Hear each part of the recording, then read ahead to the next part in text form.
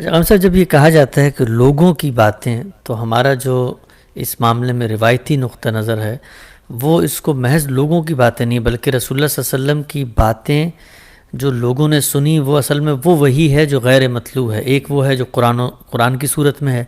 تو اب محض یوں نہیں ہے کہ لوگوں نے ایک بات بیان کر دی بلکہ اس طریقے سے قرآن محفوظ کیا، اسی طریقے سے رسول اللہ صلی اللہ علیہ وسلم نے اپنی دوسری باتوں کو بھی محفوظ کرنے کا انتظام کیا اور ہم تک پہنچائیں. تو دونوں کی حیثیت وہی ہی کی ہے. رسول اللہ صلی اللہ علیہ وسلم نے ایسا کبھی نہیں کیا. یعنی آپ نے قرآن دیا، کیسے دیا؟ آپ نے قرآن پڑھ کے سنایا، تمام صحابہ نے اس کو سنا، بار بار اس کی تلاوت کی گئی. جو لکھنے والے تھے انہوں نے لکھا، جو یاد کرنے والے تھے انہوں نے یاد کیا. اس کے بعد صحابہ کے اجماع سے وہ منتقل ہونا شروع ہو گیا. آج تک اسی طرح منتقل ہوتا ہے. یعنی قرآن مجید ہمارے پاس موجود ہے تو یہ مسلمان امت نسلاً بعد نسلاً تاریخ کی روشنی میں اس کو آگے منتقل کر رہی ہے. اس وقت بھی یہی صورتحال ہے. اسی طرح سے آپ نے سنت جاری کی، یعنی یہ نماز ہے، یہ روزہ ہے، یہ حج و عمرہ ہے، یہ اس کے مناسک ہیں، یہ قربانی ہے. اسی طرح سے طہارت کے آداب ہیں، ایسے ہی معاشرت کے آداب ہیں.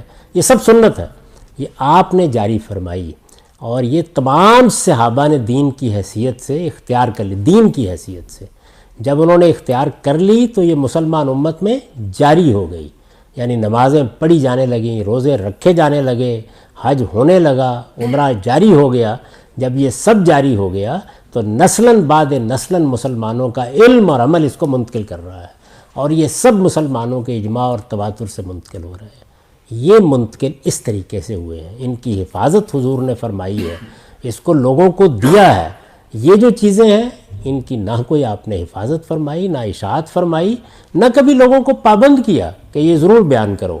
نہیں، کسی نے آپ سے سوال پوچھا، جواب دے دیا. کسی نے آپ کو کوئی کام کرتے دیکھا، اس نے اپنے ذوق سے اس کو بیان کر دیا. اور اس میں تو جلیل القدر صحابہ جو ہیں، مثلا سب سے بڑے آدمی تو اس امت کے سیدنا ابوبکر صدیق ہیں. انہوں نے تو 30-40 باتوں کے سوا بیان ہی کوئی بات نہیں کی. اگر یہ سب باتیں ایسی حیثیت رکھتی تھیں تو پھر سب سے بڑھ کر تو بدر و غار کے ساتھی کو بیان کرنی چاہیے تھی. ایسا نہیں ہے. لیکن چونکہ بہرحال لوگوں نے بیان کر دی ہیں اس لیے سر آنکھوں پر تحقیق کریں گے، جانیں گے. لیکن ان کی حکومت قرآن اور سنت پر قائم نہیں ہوگی. قرآن اور سنت کی حکومت ان پر قائم ہوگی. اور اصل میں قرآن اور سنت کی حکومت ان پر قائم ہوگی تو یہ رسول اللہ کی حکومت ہے جو راوی پر قائم کی گئی، بیان کرنے والے کی.